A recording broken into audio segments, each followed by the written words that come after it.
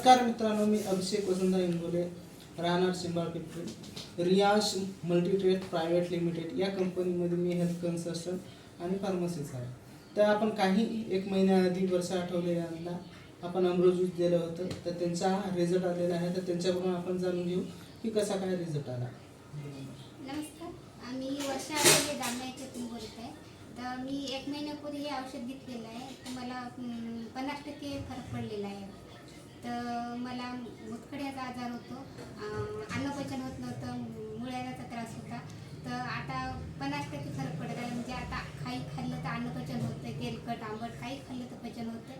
आणि हे औषध सगळ्यांनी घेतलं पाहिजे. हे औषध सगळ्यात चांगलं आहे. औषध सर्वांनी घ्यावं हे असं. म्हणजे तुम्हाला किडनी स्टोन होता, किडनी स्टोनचा प्रॉब्लेम आता होत नाही? आता किडनी स्टोनचा नाही प्रॉब्लेम, आता बरं पडते. म्हणजे पोट दुखत नाही, त्रास काही होत नाही, आजार कमी झाला. तुमचं वजन समजा वाढलं होतं? 2 किलो वजन वाढलेलं. आज 35 होतं, आता 37 किलो वजन झाले. एका महिन्यात 2 किलो वजन वाढलेलं. अन्नपचन होते, म्हणजे आता काही खाल्लं तर अन्नपचन होते, तेलकट आंबट काही पण पचन नाही.